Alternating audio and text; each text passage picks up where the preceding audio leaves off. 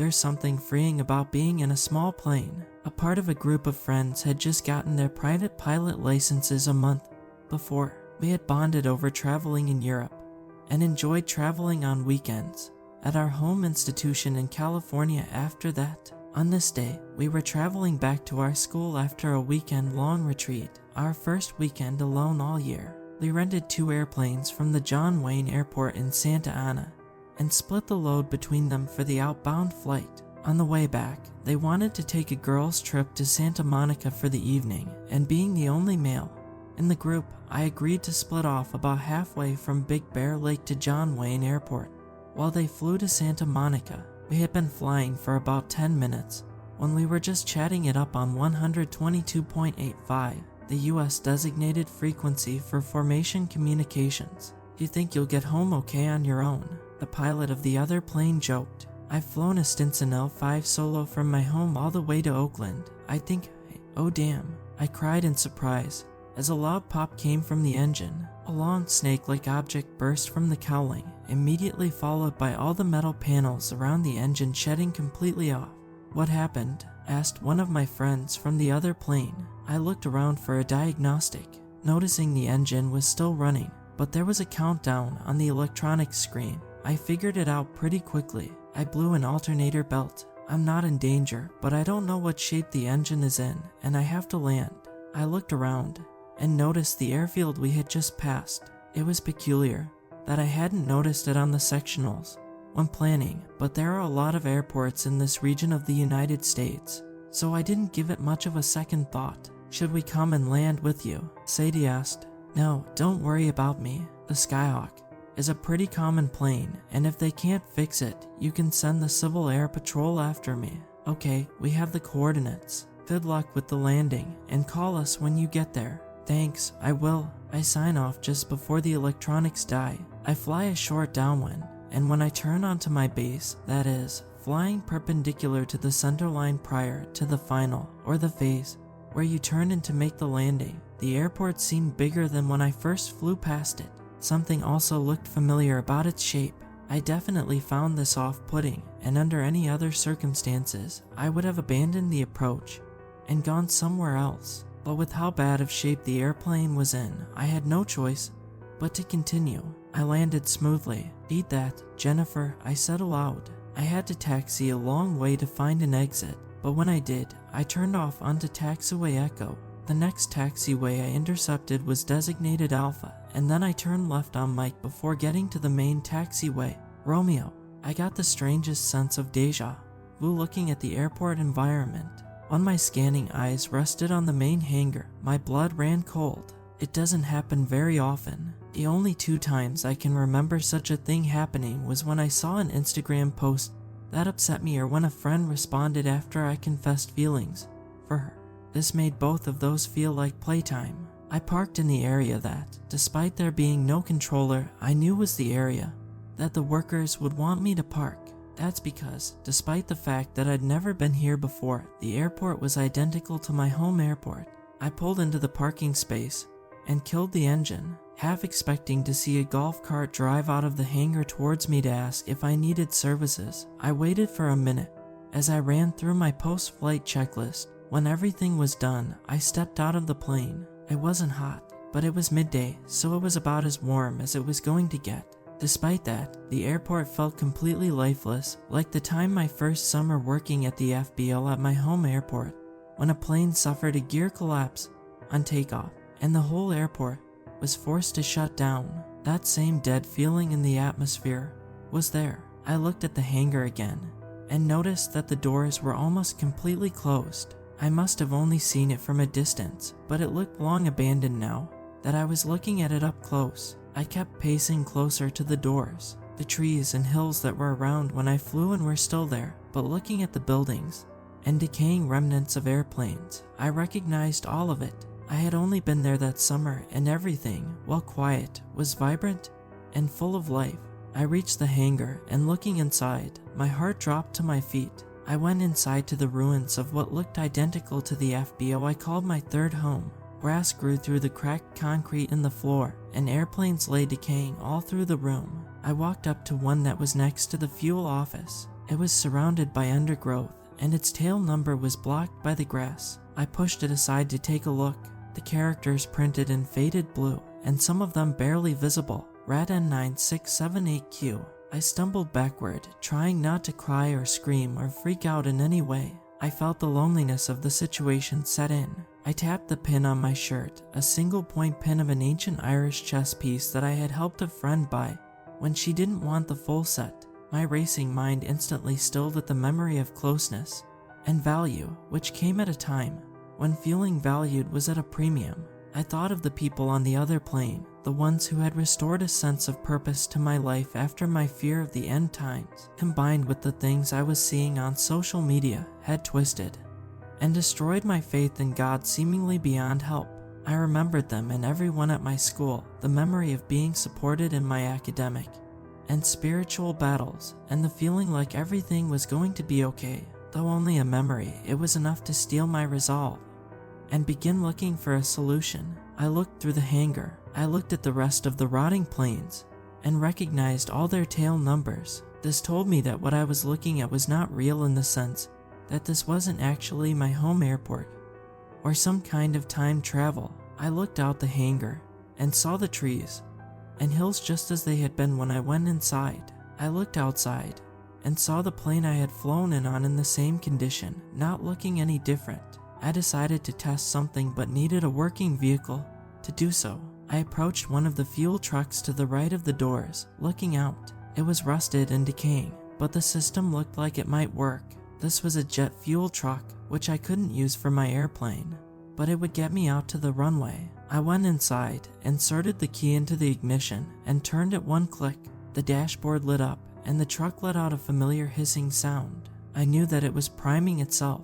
Despite looking as dead as the rest of the place, it still worked. Once the hissing had calmed down, I turned the key again, this time turning the engine. To my surprise, it caught. As the diesel engine was idling away, I got out to remove the chocks from the wheels, which, to my surprise, were there. Instead of putting them up on the fender, I brought them into the cab and put them on the floor of the passenger side. The truck drove like it did when I was working at the FBO. When I got to the runway, my memory was confirmed, and even with the warmth of the memories of the community I hold so dear, I shuddered. The number on the runway was 8 liters. I had no idea what this meant, but I knew one thing: something about this place was horribly wrong. I was not home. I was in some kind of ghost town. For reference, if I were home, the numbers on the runway would have read 13 liters. I drove the truck back to the hangar at full speed, not caring about speed limits or possibly crashing the truck. On my way back, there was a pristine white Robinson R22, which I recognized instantly as my favorite customer from the FBO. Aside from my plane, it was the only other airworthy aircraft I saw. There was no one with it, and when I went inside the hangar, there was no one there or in the office. Something was off about it, though. It was clean, well kept, and looked new. Not brand new, but functional. I thought about calling out, but knowing how that usually ends in horror movies, I elected not to. The lights switched on when I entered, which, on instinct, I took as a cue to book it the hell out of there. Upon getting back to the FBO where I had parked, I put the chocks back in place, as per the rules, and listened to the sound of the silence. I walked over to my plane and tried the battery. To no surprise of mine, the master switch did nothing. For the first time, I inspected the front end of the airplane. It was clear that when the belt blew out, it did some damage. The engine appeared unaffected, but the alternator was never going to work without a physical connection to the engine. I held my hand over the engine block. Without the cover, it was no surprise that it had cooled down quicker than normal. Back inside the hangar, I went to the back side, about halfway to the opposite corner of the entrance. There was our maintenance office. Inside the office was a man. Seeing him startled me at first. He was large and had white hair. He was wearing camo cargo shorts and a black t-shirt. My breath began to rattle as I recognized him. Beginning to see the parallels, I backed away and pulled out my phone. Didn't expect to see you back so soon. Both the suddenness and familiarity of my voice caused me to freeze in place. I slowly began to turn around, and my heart stopped when I saw who was behind me. I immediately recognized her as one of my coworkers. She looked so normal in comparison to everything else around her. Not unblemished, per se, but just uncannily normal, as if I really were back home.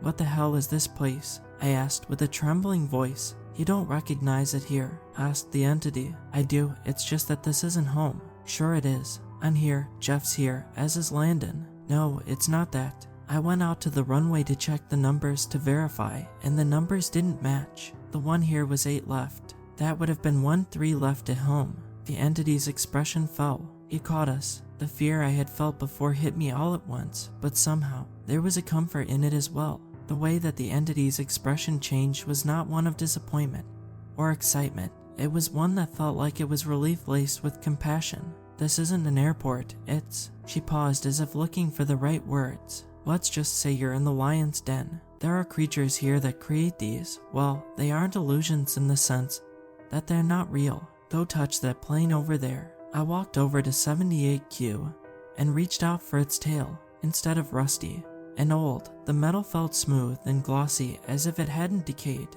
It was, however, really there. I turned around to look at the entity, which had changed. It was now a tall biped, not ugly in appearance, but not strikingly beautiful. Its skin was healthy and tough, but stretched over a bulky, muscular, and very tall frame. Its limbs were well within the proportion of that of a human, though its face was distinctly inhuman. This isn't a perfect comparison, but it looked a little bit like the creatures from A Quiet Place. "Run," it said. I didn't hesitate to comply with the order. I ran through the fuel office to the exit door. When I went through, I entered the familiar parking lot where there were cars, but something told me that even they were traps, despite appearing operational. I ran out to the road, which, instead of a back road like the one I was familiar with, was the main road. I turned right and ran, thinking that this would be the way back to civilization. I saw what looked like a town down the road after running for about 100 feet. I instantly stopped and turned around, figuring that the town would have been something worse than the airport. I ran for a while, until I felt like I was going to pass out. I sat down with only the forest anywhere to be seen. I pulled out my phone, which had plenty of battery, but no service. I pulled up the voice memo app and began to record. I don't know who's going to find this, but I want my friends and family to hear it. Ask about, they'll tell you who they are. I made an emergency landing at an unknown airport following the failure of an alternator belt, and I'm stranded in the forest. The road disappeared, and I'm on an obscure trail. I'm tired, dehydrated, and hungry, so I don't have a lot of hope of getting out of here. The airport was nice enough. Something's out to get me, but one of its minions let me go. I've been running for about half an hour. I'm not athletic, so this short distance has already killed me. There's no sign of civilization around me anywhere. I looked around and saw what looked like the entrance to a tunnel. It was covered with a corrugated metal door, and right next to what looked like a lounge. There was no sign, but I didn't need one to recognize the building. "Oh, you got to be kidding me," I said before terminating the voice memo. I turned to run in the opposite direction, but when I did so, I immediately felt a splash in my feet. I looked around and saw that I was inside a tunnel. There were 2 metal bars tapering into a track that ran along the left side of the floor with a control box to my left, and a bar running over the top of the room. Just past that bar was a curtain of blue fabric strips. I didn't have to look as far as the strips to know where I was. I could feel myself starting to lose it, largely due to the physical ailments I already mentioned. "That's it, huh? You're just going to throw me in my personal hell and leave me here to die. You don't understand, do you?" The creature behind me had taken another human form, a short, overweight man with long white locks, a goatee of the same shade, and those deep, penetrating brown eyes. My boss at the old car wash I worked at when I was 17 was a nice enough man, but I didn't get along with his leadership style. God bless his soul, but that was nonetheless a traumatizing experience, especially the last 2 weeks. Understand what? You see, I know you're not healthy, that's all by design. I don't know if this place broke your will, but by running, you drained yourself. That creature didn't let you go out of benevolence. She knew she would get her meal in due time if she did. Yeah, and who are you, and what do you want? We're a species of ancient elders, and quite simply, we're looking for food. We don't have to hunt often, but the explorers of your generation are easy to come by. They have been quiet lately, so we had to find a way to make this area more appealing to someone. Isn't it lucky you needed a place to land right as you passed our den? Why are you telling me all this? Isn't this how the hero usually finds time to escape and defeat the bad guy?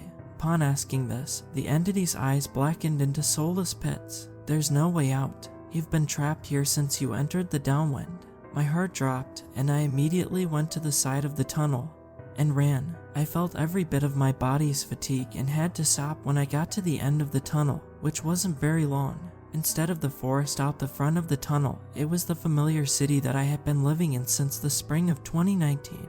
Instead of the bustling city street, it was dead quiet. I walked down the street, looking for any sign of life. I had started going to the right, but eventually turned around. I hoped to find something, like an intersection, or the freeway that ran through town. The sun beat down, but for Southern California, the air was very dry. I recognized it as the dry heat of the real-life version of the town I appeared to be in. I continued to walk for hours, even until after dark, but the heat persisted. All of a sudden, I found myself lying on the ground. I didn't remember collapsing, that's how bad it was. The fear had been immense, but at this moment, I knew that was it for me. I remembered my friends on the other plane, wondering if they at least had fun before worrying about me. With all my might, I shouted, "Why don't you things just come kill me?" My voice was weak and tired. I even saw the sky begin to light up. I've been Christian all my life, but as mentioned before, this summer has been challenging for my faith. I've heard that just as you're about to die, you can see past this mortal plane of existence into what lies beyond. I've only ever heard of this twice, but I've believed it. I saw clouds reflecting a bright sun with thousands upon thousands into the millions of people all dressed in radiant white robes. They were all praising the figure in the center. I couldn't see who it was only light. The figure only said 5 words, "It's not your time yet." I then felt my eyelids get heavy, and then I passed out. I didn't know what God's words meant, but for about 5 minutes, I was suspended in my head. It felt like my consciousness had just disconnected from my brain and was just existing nowhere, not on earth, not in hell, not in heaven. I felt a splitting headache as the light hit me like a ton of bricks. I dragged my heavy eyes open and saw that I was in a hospital. My mouth was dry and I ran my hands over my skin and it felt tough and almost scaly. I was alone in the room, but I noticed that the table next to the gurney I was on had an envelope on it. I opened it and found that it had been written by the firm we rented our airplanes from. It read, "We found the plane, but not the belt, but the shape it was in. You made the right choice by landing. Don't worry about the cost. We've got it covered, just get some rest." I chuckled a little bit. At least I knew the plane was safe.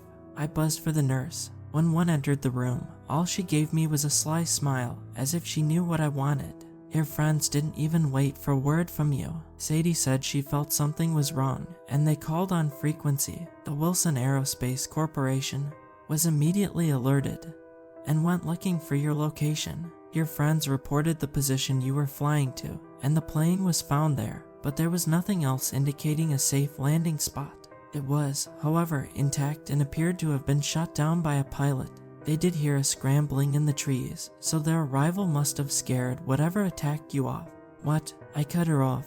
I landed on a paved runway and parked in front of a hangar, albeit one that was very run down. We didn't find any evidence of what you claimed to see in your voice memo, but people have gone missing there before. It's best you just don't tell anyone for your credibility. Do they believe me? They, as in your friends? Yeah, well, they have all talked about it, and the ones specifically that were on the plane remember that there was a field just behind you. Where are they? What happened? After they called for the WAC, they turned around to go look for you but started to run low on fuel, and as a precaution, they flew back to John Wayne. They refused to leave the FBO until someone knew where you were.